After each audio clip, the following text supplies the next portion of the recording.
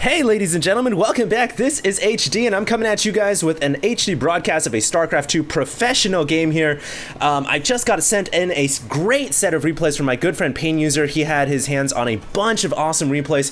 Koreans, Whitera, the little one, all the best players in the world, and he went ahead and sent them in to me, so I decided to go ahead and take this opportunity to cast them. Now, I've heard a lot of these replays are from the NASL, from the GSL, from TSL, from some of the best tournaments in the world. Maybe not TSL, that's been kind of old, but some of these replays are from some of the best tournaments in the world, and they do feature some very top tier Koreans. So I'm very excited and very proud today to be able to bring to you guys some of the best games in the world of Starcraft 2. And today we're going to be looking at a game between d.Select, well considered to be North America's best Terran, or at least one of the best Terrans in North America. Of course, coming with Korean descent. He does live in NA right now, but he has that Korean blood pumping through his veins. And his opponent is going to be the two-time Code S Grand Champion of the GSL Grand Finals. It is going to be oGs.MC. He is going to be the Red Protoss at the 12 o'clock. And so we are going to have a PVT here, and I can't tell you guys how excited I am to have all these great Korean replays sent in to me now. Just now, a lot of players are starting to send them in, and it's really, really special to me at the very least, because Korean replays are well considered to be among the most difficult to get. There's kind of this Korean black market, if you will, where people are like dishing out, well, maybe not dishing out money, but I don't know, maybe they are.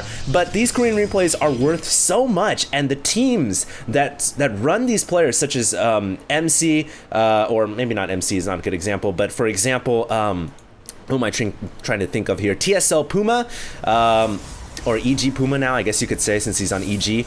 But yeah, all these teams that are sponsoring these players, they're very secretive about the replays they send out. Another good example would probably be something like Startail July, Startail Bomber, all those extremely good players. Their management doesn't let them send the replays out, and for good reason, because they don't want other players studying the builds.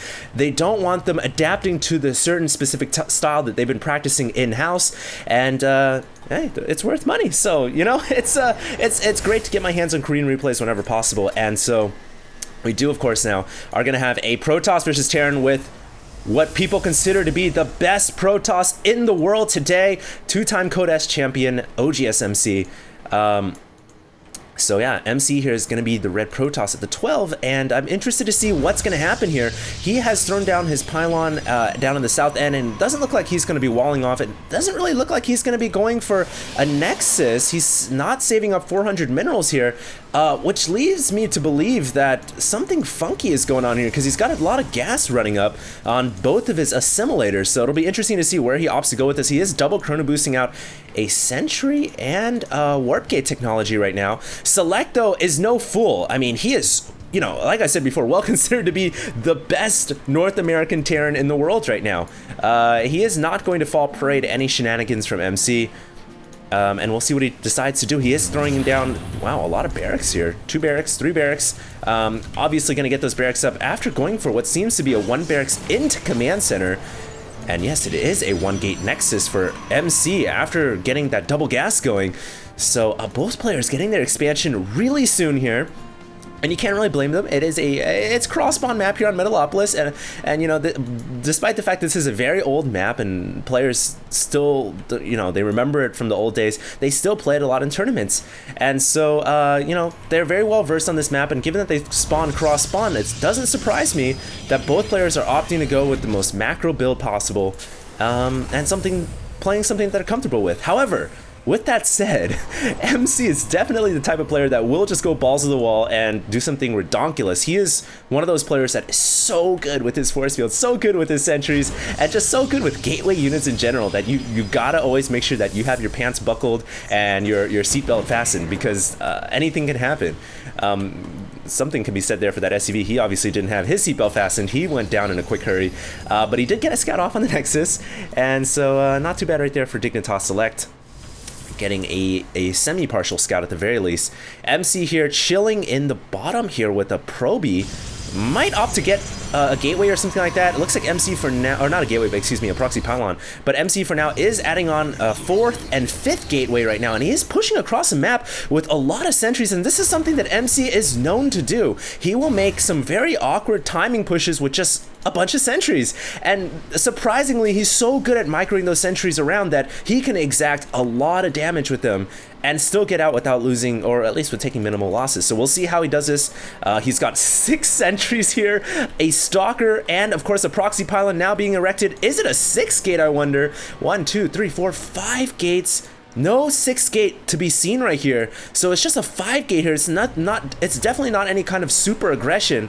I wonder if Select is prepared for this. He's got 1 bunker at the front, a couple Marines and Marauders playing that very standard M&M build, but it doesn't look like MC is engaging quite yet. MC may be waiting for another round of units. There we go, 4 more Zealots and a sentry coming in as well. That's a total of 8 sentries, ladies and gentlemen. That's a lot of force field. And MC here, characteristically known for his ability to cut the enemy army in half with those sentries very well. Let's see if he can do it here. There is a bunker that he's going to have to plow through. The bunker loaded with a couple of Marines and Marauders, and the force field's keeping the SCVs away from repairing. The bunker quickly falls, and it looks like MC could do a lot of damage here, but it looks like he's going to fall back for now, recuperate his losses, let those Zealots regenerate some of the shields. Going to try to cut around the backside, go into the mineral line, and ward the SCVs away. And, you know, this is all just doing damage to Select. Select has to lift off his orbital. He can't mine any minerals right now, and he's got to fight with his SCVs as well. Completely unexpected 5 gate from MC, and MC is just going to do so much economic damage. 6 workers killed already.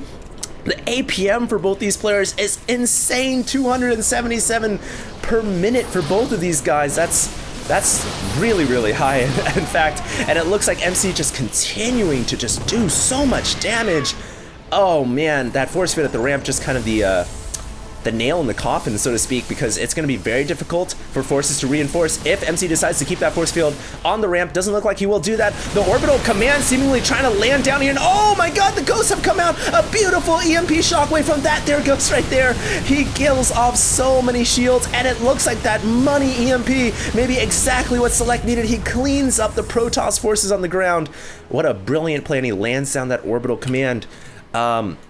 But he took a lot of SCV damage. Look at him. He's behind by over half. He's only at 18 under 37, and it looks like 5 more Stalkers coming from this pylon over here, going to try to finish off that orbital, but no, it's not going to be enough with the SCV repairing it. The reinforcements now arriving for Select, and Select able to clear out those 5 Stalkers. Wow. But seriously, Select is in this kind of situation where he doesn't have that much economy. He's only got a measly, a paltry amount of SCVs, if you will, whereas MC is just booming off of 2 economies. He's exploding right now, and Dignitas' Select is going to have to figure something out. I almost feel like at this point he should just bum rush with whatever forces he has. And it looks like all of his barracks are on the same thought wave or mindset as I am at the very least. They are all rallied over to the Protoss base. And so, yeah, he's just going to try to go for the all-in now, realizing that he's way too far behind in economy to make anything happen. And so here comes his Marines and Marauders and that Ghost. And we'll see what kind of damage he can do. But MC is just looking strong. Did not expect any less from the 2-time Codas champion. I mean, remember, guys, he did all of this off of 5 gates. If he wanted to, he could have added on 2 or 3 more gates, and that probably would have just been the GG. Great EMPs coming off from Select right here, whittling down the Sentry's energy. It looks like 1 Sentry survived the EMP blast, gets the Guardian Shield up. That helps so much, reducing the Marine's damage by 2. Is Select going to have enough to bust through here? It's going to be very close. MC holding here with just 5 Stalkers, 4 Stalkers. It is dropping down, but the Stalkers are doing quite a bit of damage of their own, and despite the stim from Select, I don't think he's going to have enough forces to deal with MC's reinforcements, and that is probably going to be all she wrote. MC just has to pull some probes off the line now. I mean, he might lose a few here or there, but he's still got 13 probes of an advantage, so it's not going to be that devastating. And oh, great usage of the pylon right there, reinforcing down to the low ground, helps so much, and MC should be able to push his Marines and Marauders away, no problem. Oh man, what a pleasure to watch these two duking it out. The best from NA and the best from Korea in an epic PvT. It really looks like MC may be exerting his dominant will at this point though, and I'm not sure if Select's going to be able to recover. Although, he does have that natural down, and you know, he is now finally adding a factory. My goodness, it's 13 minutes into this game. excuse me, I'm getting some hiccups right here, but 13 minutes into this game in a TVP, and we finally have a factory coming down for Select. That has got to be one of the latest factories I have ever seen. Usually around this time you have the starport coming up with dropships already pumping out, but not in this scenario, not with MC applying the pressure he did in the early game. And yeah, MC is just in firm control. We now have a Twilight Council coming down over here in the corner between the main and the natural. Select is just chilling on 2 bases for now, finally getting a starport down. Alright, so guys, hopefully he'll be able to catch up in tech. Obviously he's going to have to get a lot of dropships out. And one thing that Select definitely excels at is the ability to drop. He's able to get those dropships going around the map. If he can drop them into the steam vents and just get, you know, a handful of Marines to preemptively stim, run in, pick off a couple of probes, maybe even kill off some key production buildings, and then just hightail it out of there, that would just be so important for success here for Select. I think that's his only real chance of getting back in this game. And certainly he's not at a game-ending disadvantage yet. He's definitely going to be able to come back into it. And in fact, if you guys look, he's only behind by about, you know, 6 harvesters. So if anything, that last attack that he did against MC, you know, he forced MC to pull maybe 5 or 7 probes or so. He killed about a good number of them, 3 or 4 or 5 or so, and that definitely helped him, you know, climb just a little bit back into this game. So if anything, he's right back in it. And oh, look at this, MC going for a Dark Shrine. You know, usually when Protosses throw up a Dark Shrine, it's kind of like it's either part of their game plan to expand and go into Dark Shrine, or it's just to, because they're really losing, and, you know, why not? Throw up the Dark Shrine, see if he can come back in the game. But this seems to be a very interesting timing to go for the DT Shrine. Obviously, he's going to try to catch Select off guard, and Select doesn't really have an engineering bay. Oh, no, oh, yeah, there is. Thank goodness, he does have one NG bay, so he can definitely get turrets up. But for now, he's not prepared at all for DTs, and he did drop the scan right here.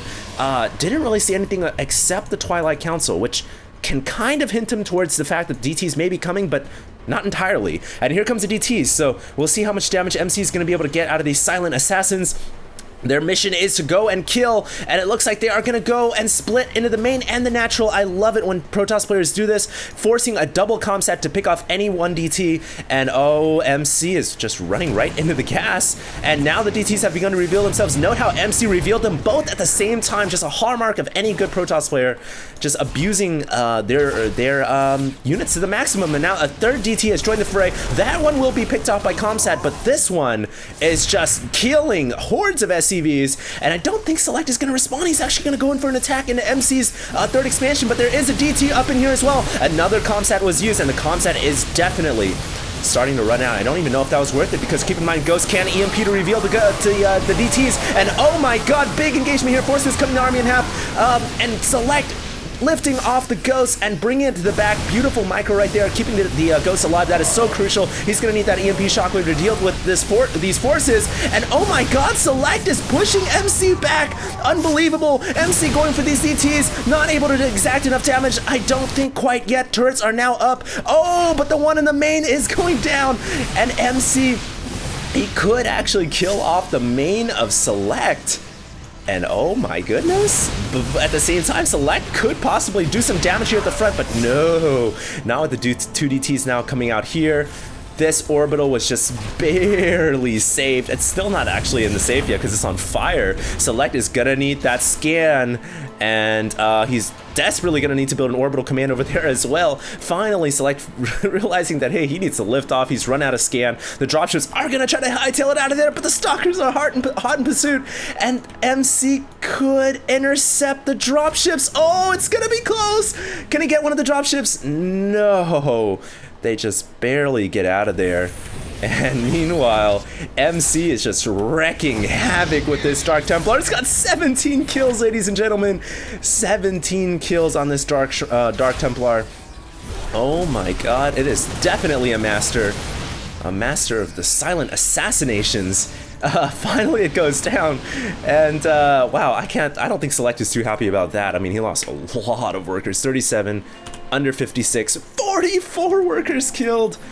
That is certainly a devastating blow. You can kind of see some of his buildings still kind of smoking and sparking from the DTs that have come in here. And even his main production facilities are kind of a little bit burning to death here or there, a little bit of smoke coming out. Definitely not the most well-maintained base, so to say. And I think MC with those 3Ts actually definitely paid off in a major way. He did a lot of damage. And well, we do at least have a PF here with the turret, so that's going to be safe against DTs. But it looks like a couple of Stalkers going to come in here and try to snipe the PF down.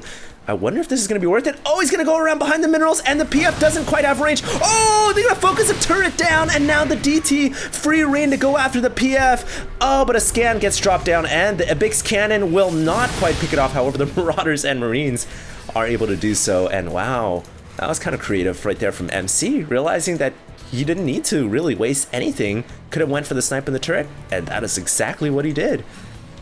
With a second DT now on the way. Oh, is he going to intercept in time? Not quite. This DT is probably going to have to get out of there unless it wants to die. And oh, almost barely getting out of range of that turret, but eventually does go down. So, you know, guys, a very close game here. If anything, I can't believe I'm saying this, but Select is ahead in supply over MC. The two-time Code S GSL champion is unbelievably losing this game. Select is at 146 supply, MC is at 118, and you know, maybe the DTs did their damage in the mid game, but towards the late game they certainly haven't justified their costs, and that is why MC has now transformed them into Archons. A couple of EMPs going off on the Protoss forces. Great stutter step micro from Select. I love it when Terrans do that, and it's just keeping them away from those dangerous Zealots and Archons. Another stim for good measure. Of course, the more stims he uses, the weaker his Marine Marauder ball gets, but it looks like he's gonna have enough.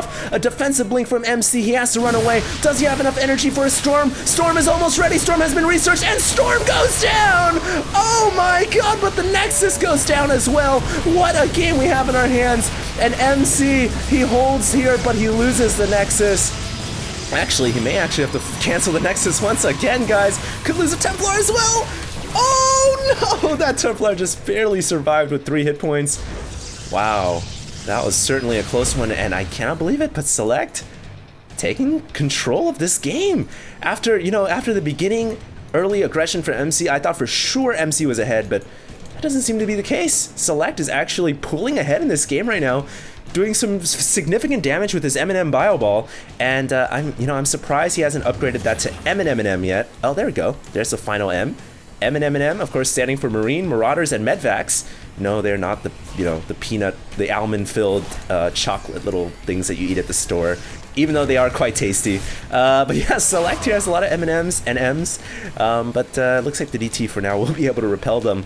And wow, MC, he needs to reestablish this Nexus. Thankfully, it is coming up, almost actually coming right back up already. So yeah, he gets it back up, but definitely suffering some major losses. He is now behind in about 50 supply, and if he can pull a win out of this game, I will salute MC. I mean, seriously, this is going to be a long, arduous road. He's warping into some additional Zealots right here, but good lord, this is a big army. He needs to pick off the Ghost before they get up there. A scan goes down to kill off the Dark Templar, whose job was to assassinate that Ghost, and oh, he feedbacks the Ghost. Brilliant play. Can he get a Storm now? Gets one Storm off. Beautiful Storms. The second Storm not doing nearly as much damage, but that first Storm certainly crippling the Marine Marauder Fireball, and oh my goodness, the Archons can clean up, but I don't know, it's gonna be close. It looks like Select's gonna have just barely enough Marauders to punch through, and more Storms awaiting. More Storms awaiting. Oh! After the Storms, the Archons decide to conjoin together into one unity, one entity, and it looks like MC has to GG out. I can't believe it. Select has won. Select has won, and once again, guys, wow, that was a brilliant game. So okay, this was from an NASL game.